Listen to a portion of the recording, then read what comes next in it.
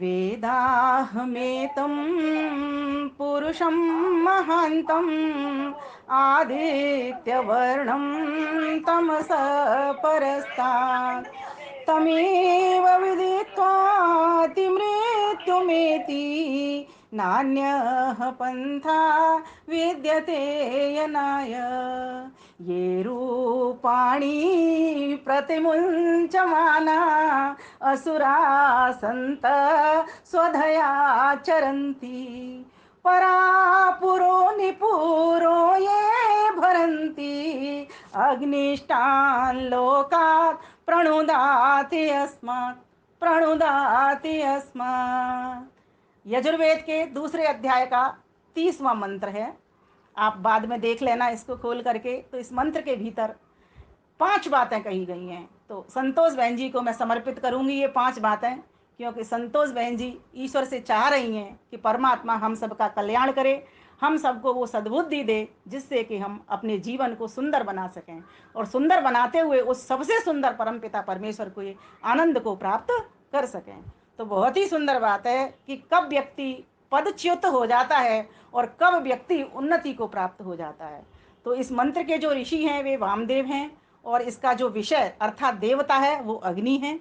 और इसमें जो छंद है, जिस छंद में मैंने गाया है वो भूरिंग पंक्ति है और अनुष्टुप है, जिसमें 11-11 मात्राओं से 44 अक्षर बनते हैं पूरे पूरे।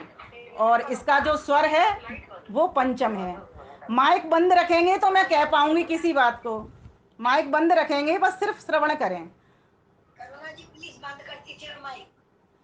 तो मंत्र के भीतर कहा है ये रूपाणी, जो जो लोग, कौन लोग हैं जिनसे भगवान जी खुश रहते हैं।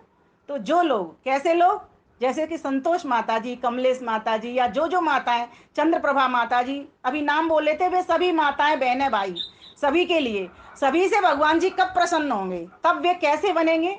तो वे बातें आज मैं आपके समक्ष लेकर के आई हूं। तो इसमें कहा ये रूपाणी, सुंदर आकृतियों को प्रतिमुंच माना धारण करते हुए, अर्थात जो लोग सुंदर वेशभूषा में ही अपने को सजाते हुए ही सिर्फ चल रहे हैं, अर्थात सिर्फ अपने शरीर का ही मेकअप करते हुए चल रहे हैं, उनसे प्रभु कभी भी नहीं रीझते। इसका मतलब कुछ और कहना चाह रहे हैं भगवान जी। तो संतोष माता जी तो कह रही हैं भगवान जी हमें बताओ कौन कौन सी चीजें हैं जो त्याज्य है, जिनका जन्म दिवस है वे आज देखें कि कोई भी कोई दुर्गुण दुर्भावना, अगर कोई बुरी बात हमारे भीतर है वो छोड़ने का प्रयास करेंगे। तो कहा जो सिर्फ इस शरीर को ही सजाने में संवारने में लगे रहते हैं, इसके ही रूपों को नाना प्रकार के रूपों में चला करके रखते हैं, वैसे लोगों को परमात्मा कभी भी नहीं चाहते, ऐसे लोगों से परमात्मा कभी भी प्रसन्न नहीं होते। दूसरी बात कही असुराः संत, जो अपने ही प्राणों में रमण करते रहते हैं। असुर शब्द किसके लिए आता है, जिसके भीतर सुर नहीं है। सुर किसके भीतर नहीं है, जिसमें दिव्यता नहीं है, अर्थात जो देवता नहीं है। तो कहा ऐसे लोगों को भगवान कभी नहीं चाहते। अब इसकी पॉजिटिव बात क्या होगी, हम सभी देव बने, असुर नहीं। पहली बात क्या थी, सिर्फ शरीर को ही न सजाएं। दूसरी बात क्या थी, असुराः संत, हम सिर्फ अपने प्राणों में ही रमण न करें। देखें संसार में जो प्राण विचर रहा है उसकी ओर तो देखें, सभी के भीतर वही प्राण विचर रहा है, एक ही तरह का परम पिता परमेश्वर का परम चेतना सभी जगह पर विचर रही है। तो इसीलिए सबसे प्रेम करने वाले बने। तो हम ये आसुरी वृत्ति को छोड़ देवें। और एक और वेद का मंत्र हम जब पढ़ते हैं ना, यजुर्वेद के 17-31 में वो मंत्र आया है, उसमें भी यही बात कही है। ओम न तम विदाथय इमा जजानी अन्यत्युष्माकं अन्तरं बभूव निहारेण प्रावृता जल्प्या च असूत्रिपौक्तशासश्चरन्ति च असूत्रिपौक्तशास चरंती। तो यहाँ पर भी एक असुत्रिप शब्द आया है, वो भी असुर के लिए आया है, पेटू के लिए आया है। तो हम कैसे बने, सिर्फ अपने ही पेट को भरने वाले ना बने, संसार की ओर देखें, गरीबों की ओर देखें, असहायों की ओर देखें, जहाँ पर लोग बीमार पड़े हैं उनकी ओर देखें। किसी को हमारी कितनी आवश्यकता, कितनी कितनी अधिक आवश्यकता, किस किस चीज़ की आवश्यकता है। किसी को रक्त की आवश्यकता तो किसी को धन की आवश्यकता, तो किसी को सिर्फ शिव संकल्प वाले हमारे मन की आवश्यकता, किसी को दवा की आवश्यकता तो किसी को सिर्फ हमारी दुआ की आवश्यकता। उनको देखें, उनके पास जाएं। और आजकल तो सोशल मीडिया का इतना सुंदर माध्यम है ये फ़ोन का, कि इसके द्वारा भी किसी को तुम आशीर्वाद दे सकते हो, जैसे कि अभी इतने सारे बहन भाइयों ने आशीर्वाद को प्राप्त किया उस परमेश्वर के को। तो कहा चरंती ये सभी मौज में घूम रहे हैं। परमात्मा ऐसे लोगों को नहीं चाहता। कौन कौन से? जो सिर्फ शरीर की बनावट करते हैं, और दूसरी बात जो सिर्फ प्राणों में ही लगे रहते हैं, अपने प्राणों को ही पालने में लगे रहते हैं, औरों की चिंता नहीं करते। तीसरी बात कह दी इसमें स्वदया। स्वदा कहते हैं अन्न को। अन्न के हेतु से ही, अर्थात खाओ पियो मजो मजे करो, इसी भावना से वो जीवन बिताते चले जा रहे हैं। ऐसे लोगों से भी परमात्मा कभी नहीं रीझता। तो बोले फिर किससे रीझता है? बोले चौथी बात बता दी कि परापुरः। अब परापुरः से भी नहीं रीझता, क्योंकि इसका भी अर्थ होता है परागतानी स्वसुखार्थानी अधर्म कार्याणी पिपुरति, अर्थात लोक विद्विष्ट, अपने ही सुखकारी, अपने ही सुख के लिए अधर्म कार्यों को करने वाले से भी परमात्मा कभी भी नहीं रीझता। फिर एक और शब्द आ गया पांचवा, निपुरः। निकृष्ट दुष्ट स्वभाव वाले व्यक्ति से भी परमात्मा कभी भी नहीं रीझता। तो क्या कहा कि अन्याय से औरों के पदार्थों को जो धारण करते हैं ऐसे से भी परमात्मा कभी भी नहीं रीझते। तो क्या करें? तो किससे रीझते हैं परमात्मा, हमें ये तो बताओ। संतोष माता जी भगवान जी से कह रही हैं, तो भगवान जी क्या कहते हैं उनको कि अपनी असुरी वित्री को छोड़ दो। वेद में कितना सुंदर कहा है, अथर्ववेद में, उलूकया तुम शुशुलूकया तुम। और मंत्र पढ़ने में मेरा सारा समय निकल जाएगा कि तू उल्लू की चाल मत चल, तू भेड़िए की चाल मत चल, तू कुत्ते की चाल मत चल, तू सुपर्ण की चाल मत चल, तू गिद्ध की चाल मत चल। हे मनुष्य, तू मनुष्य है तो मानव बन करके रहे। मत्वा कर्माणि सीवति, मनन करते हुए देख तेरा जन्म इस संसार में क्यों हुआ। वे लोग भी नहीं जानते, न तम विदात यह इमा जानी, जिसने इतनी संसार रचा हुआ है, सुंदर सुंदर लोक लोकांतर जिसने रचाया है, वे नहीं जानते। न तो स्वयं को जानते, न इस कार्य जगत को जानते, न उस कार्य के कारण जगत प्रकृति को जानते, तीनों ही चीजों को नहीं जानते। और मैं उन तीनों से अलग हूं। ईश्वर कहते हैं मैं उन तीनों से अलग हूं। न मैं प्रकृति हूं, न मैं ये कार्य जगत विकृति हूँ अर्थात संसार हूँ, और न मैं तुम जैसा आत्मा हूँ। मैं तो तुमसे अन्य तुष्माकम अंतरम बभुव, मैं तुम्हारे अंतर्यामी होकर भीतर भी बैठा हुआ हूँ और बाहर भी हूँ, दूर से दूर भी बैठा हुआ हूँ। मुझे कौन प्राप्त कर सकते हैं? तो कहा कि मुझे ऐसे लोग तो कभी भी प्राप्त नहीं कर सकते। तो वेद मंत्र ने क्या कह दिया कि कौन कौन से नहीं कहा? तो पहला कहा निहारेण प्रावृता, जो अंधकार में गहरे कोहरे में ढके हुए हैं, ऐसे लोगों को परमात्मा कभी भी प्राप्त नहीं होते। इसीलिए इस अविद्या को सबसे पहले जब छोड़ देगा व्यक्ति, तो समस्त ये जो दुर्गुण हैं, दुर्व्यसन हैं, कष्ट हैं, क्लेश हैं, रोग हैं, ये सारे के सारे मिट जाएंगे। क्योंकि योग दर्शन भी कहता है कि ये अविद्या किसकी जननी है? सारे रोगों की मूल है। इसीलिए पहले इस अविद्या से मिटा। अब अविद्या से कैसे छूटे? तो बोले विद्या के पास बैठ जाओ। अब विद्या कैसे पता लगाए कौन सी सत्य? तो बोले वेद के पास बैठ जाओ। क्यों बैठ जाए? क्योंकि वो ईश्वर की वाणी है, सत्य वाणी है, नित्य वाणी है, पवित्र वाणी है, अपौरुषेय वाणी है। इसीलिए उस ईश्वर की वेद वाणी को पढ़ना शुरू कर दो। और जो जो ईश्वर की आज्ञाएं हैं, उपदेश हैं, निर्देश हैं, संदेश हैं, उनसे अपने जीवन में को भरना शुरू कर दो। तो स्वतः ही अंधेरा मिट जाएगा। स्वतः ही दुष्टता और दुर्गुण और दुर्जनता आपके भीतर जो भरी हुई है, जो शत्रु आपको कुछ मित्र बन करके काम नहीं करने देते, ऐसे शत्रु अपने आप ही दूर हो जाएंगे। सज्जन पुरुषों के पास बैठना शुरू कर दो, सत्संग में जाना शुरू कर दो, सदगुरुजनों के पास बैठना शुरू कर दो, सत्संगति परमेश्वर की करना शुरू कर दो। तो कहा ये तो बड़ी अच्छी बात बताई भगवान जी, और हम यही आपका काम कर रहे हैं। हम सत्संग में लगे हुए हैं नित्य। इन मंचों के ऊपर हम रोज रोज विद्वानों को, विदुषियों को बुला रहे हैं और संसार के लोगों को प्रेरणा करवा रहे हैं। लेकिन अभी हम बहुत कम कर पा रहे हैं। जहाँ पर अज्ञान बहुत अधिक पसरा हुआ है वहाँ तक नहीं पहुँच पा रहे हैं। परमात्मा हमको शक्ति दीजिए कि हम वहाँ तक भी पहुँच पाएं। तो इस प्रकार से संतोष माता जी ने वार्ता कर ली बहुत देर तक भगवान से। जैसे उन्होंने वार्ता की है वैसे ही परमपिता परमेश्वर हमको भी वो शक्ति देवे कि हम भी उस परमेश्वर से वार्ता करते चलें। तो आइए मेरे साथ एक गीत बोलेंगे। मत कर और किसी की आस बंदे, प्रभु पे रख विश्वास। मत कर और किसी की आस बंदे, प्रभु पे रख विश्वास। माँ के गर्भ में की जिस रक्षा, उसको अब भी तेरी चिंता, उसको अब भी तेरी चिंता। तू फिर काहे हो तो उदास बंदे, प्रभु पे रख विश्वास। मत कर और किसी की आस बंदे, प्रभु पे रख विश्वास। कहा जाता है जो भक्त भगवान का उपासक होता है और भगवान में अटूट श्रद्धा, निष्ठा और विश्वास रखता है, ऐसे व्यक्ति को दुख आते हुए दुख प्रतीत नहीं होते।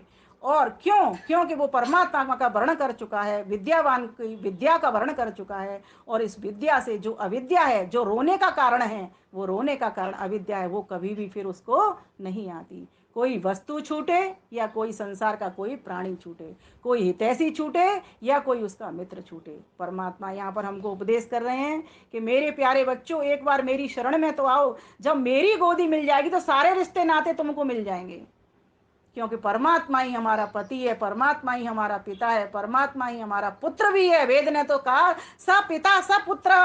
वो परमात्मा हमारा पिता है तो वो परमात्मा हमारा पुत्र भी है, क्योंकि वही हमारी रक्षा करने वाला है। पुत्र का भी कर्तव्य होता है पिता की रक्षा करना, और पिता का भी धर्म होता है पुत्र की रक्षा करना। दोनों ही शब्दों में ये रक्षा करने का भाव छुपा हुआ है। तो कहा गया सच्चे दिल से उसे पुकार, तेरा करेंगे बेड़ा पार। तेरे दूर नहीं वो पास बंदे, प्रभु पे रख विश्वास। अंतर्यामी होकर के हृदय के भीतर वो बैठ रहा है, घट घट की जान रहा है, सहारा दे रहा है, आसरा बना हुआ है, सबका संबल बना हुआ है वो परमपिता परमेश्वर। एक बार अंतर की ओर नजर तो करके देखो, सारी समस्याओं का समाधान चारों वेद आपके भीतर प्रतिष्ठित हैं। यस्मिन ऋचा सामय जुमसी यस्मिन प्रतिष्ठिता रथना भाविवारा यस्मिश्चित्तम सर्वमोतम प्रजानम। हे परमपिता परमेश्वर, ऐसा मेरा तन में मन शिव संकल्पमस्तु। मेरा मन बना दीजिए कि मैं सिर्फ तुझे ही देखता रहूं, सब प्राणियों से प्यार करता रहूं, सब प्राणियों में मैत्री की भावना रखता रहूं, सभी के साथ में अच्छा व्यवहार करता रहूं। क्यों? क्योंकि तू सर्वव्यापक है और सर्वांतर्यामी भी है। अपने भीतर भी तुझे देखूं, बाहर भी तुझे देखूं। तो कहा तन से, लेकिन कब तू साक्षात होता है? तन से किए जा सारे काम, मन से लिए जा उसका नाम। तन से माना कि तू काम कर रहा है, कोई काम नहीं छोड़ रहा, पुरुषार्थ में उतरा हुआ है। लेकिन क्या तू मुझे छोड़ करके तू पुरुषार्थ में उतरा हुआ है?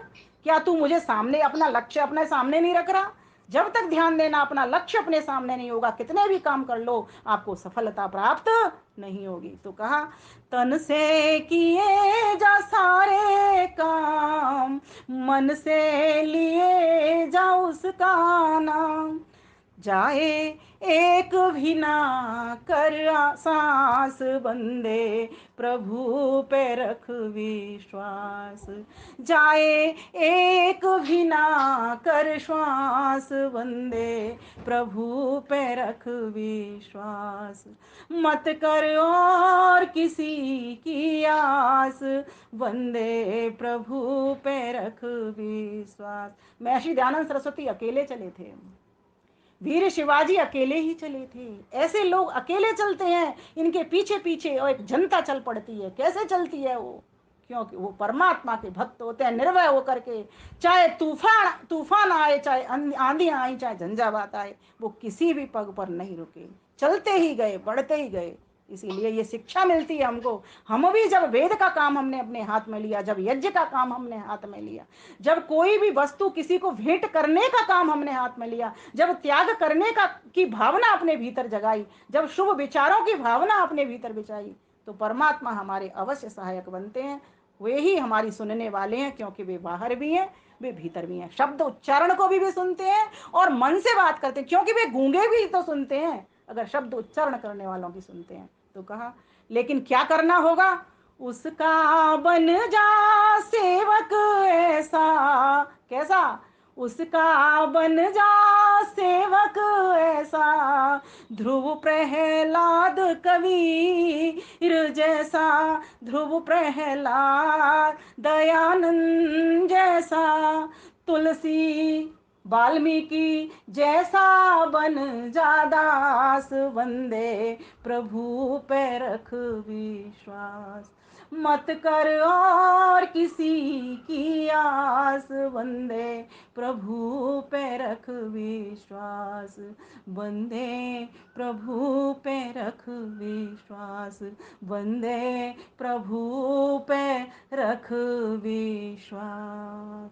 प्यारे भाइयों बहनों, मंत्र ने कहा कि तुम दुर्गुणों को छोड़ो, दुर्व्यसनों को छोड़ो, तो तुम्हारे दुख अपने आप स्वतः मिट जाएंगे।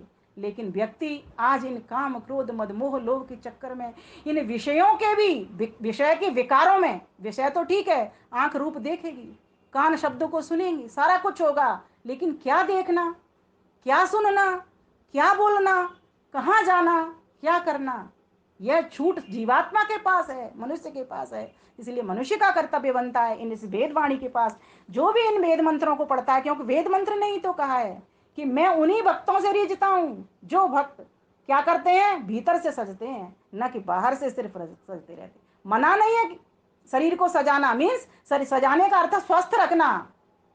हमको शरीर को स्वस्थ रखना है, इस गाड़ी को स्वस्थ रखना है, क्योंकि स्वस्थ गाड़ी में ही हम परमात्मा का भजन कर सकते हैं। ध्यान देना, दुख में करेंगे तो दुख हमारा लक्ष्य बनेगा, और सुख में करेंगे तो परमात्मा हमारा लक्ष्य बनेगा। आप कहोगे कैसे? बोले क्योंकि वो उसमें दुख नहीं है, परमात्मा में उसमें सुख है। इसीलिए उस सुख स्वरूप की शरण को प्राप्त करना चाहते हो, उसको चाहते हो कि वो आपसे हमेशा रीझा रहे। वैसे माँ तो हमेशा रीझी रहती है, लेकिन आपने देखा होगा जो बच्चा उसकी बात नहीं मानता उसकी पिटाई वो लगाती है। इसीलिए ये वेद मंत्र कह रहा है कि तुम दुर्गुणों से, दुर्व्यसनों से, ये आसुरी वृत्तियों से तुम छूट जाओगे। और गीता ने भी बहुत सारी आसुरी वृत्ति गिनाई है। दम्भो दर्पो अभिमानश्च पार्थ समर्थ आसुरीम, अज्ञानम च विजातस्य पार्थ संपदम आसुरीम। कितनी सारी दम्भ दर्प अभिमान क्रोध पारुष्य अर्थात निष्ठुरता, इतनी सारी व्यक्ति के भीतर ये भरी रहती हैं, और ये एक दूसरे से संगति लगाते हुए ये काम क्रोध से ही उत्पन्न होती हैं ये सारी आसुरी वृत्तियां। तो परमात्मा हमको इनको नियंत्रण में रखना सिखावे, ऐसी हमको शांति दे, ऐसा हमको संतोष दे। और संतोष बहन जी के लिए साथ ही साथ इस मंत्र की व्याख्या के साथ एक श्लोक आज समर्पित करना चाहूंगी। परमात्मा, क्योंकि कहा जाता है कि अगर किसी भी व्यक्ति को सुख शांति की इच्छा है तो इच्छाओं को शांत करना सीखे। देखो, क्योंकि देखिए संतोष वृत्ति है ना, एक गरीब बाप की बेटी को भी संतोष होता है जब बेटी विवाह कर रही हो, का विवाह हो रहा होता है, तो गरीब बाप की बेटी भी उतनी ही खुश हो रही होती है जितनी अमीर बाप की बेटी। ये आपने देखा है, दोनों के भीतर है ये संतोष का गुण। तो आइए इसी को मैं एक मालिनी छंद के हिसाब से कहना चाहूंगी और अपनी वाणी को विराम दूंगी। संतोष माता जी के लिए भेंट कर रही हूं मैं ये पंक्तियां। वयमिह परितुष्टा वल्कलैस्त्वं च लक्ष्म्या, समैः परितोषो निर्विशेषो विशेषः, स तु भवति दरिद्रो यस्य तृष्णा विशाला, मनसि च परितुष्टे को अर्थवान को दरिद्र। एक जंगल का राजा मुनि, मुनि जो जंगल में रहता है, त्यागी संत महात्मा है, वो एक राजा से कहता है इस बात को। क्या कहता है? मुनि राजा से कहता है, हे राजन सुनो हमारी बात, राजन सुनो हमारी बात, हम वृक्षों की छाल पहन खुश, तुम खुश पहन स्वर्ण जवरात। वो जो वन के भीतर मुनि संत महात्मा रहते हैं, वो तो छाल, उनके पास वस्त्र नहीं है, उसमें ही वो खुशी देख लेते हैं। तो हम क्यों इन इतने सारे वस्त्रों से अपने आप को सजाने में लगे रहते हैं? अगर वस्त्र ही पहनना है तो वेदों को ओढ़िए ना। ये वस्त्र पहनने हैं तो वेदों के वस्त्र पहनिए, यज्ञों के वस्त्र पहनिए। तो कहा वो कहता है, क्या कहता है, समझा रहा है राजा को। मुनि राजा से कहता है, हे राजन सुनो हमारी बात, हम वृक्षों की छाल पहन खुश, तुम खुश पहन स्वर्ण जवाहरात, संतुष्टि में भेद न कोई, संतुष्टि में भेद न कोई, हम दोनों हैं एक समान, हम दोनों हैं एक समान, तृष्णा जिसकी भरी हुई है वही दरिद्र भिखारी जान, वही दरिद्र भिखारी जान, जिसके मन संतोष बड़ा, जिसके मन संतोष बड़ा, संतोषी सुखी धनी इंसान। पुरुषार्थ करना कहाँ है और कर कहाँ रहे हैं, वेद मंत्र ने यही तो सिखाया है हमको कि पुरुषार्थ जहां करना चाहिए वहां तो जा रहे नहीं, वो दिशा तो तय की नहीं, जहां नहीं करना चाहिए उस उल्टी दिशा में हम पुरुषार्थ करना हमने प्रारंभ कर दिया। तो कहा, जिसके मन संतोष बड़ा, संतोषी सुखी धनी इंसान, संतुष्टि पर विमल है निर्भर, कौन दरिद्र कौन धनवान, कौन दरिद्र कौन धनवान। तो प्यारी माताओं बहनों, मेरा समय हो चुका है, मैं अपनी वाणी को यहीं विराम देती हूँ। आप सभी श्रोताओं का, वक्ताओं का और जो जो विद्वान जन गणमान्य लोग यहाँ पर जुड़े हुए हैं उन सभी को मैं हार्दिक नमन करती हूँ, सादर सब प्रेम नमस्ते कहती हूँ। नमस्ते जी।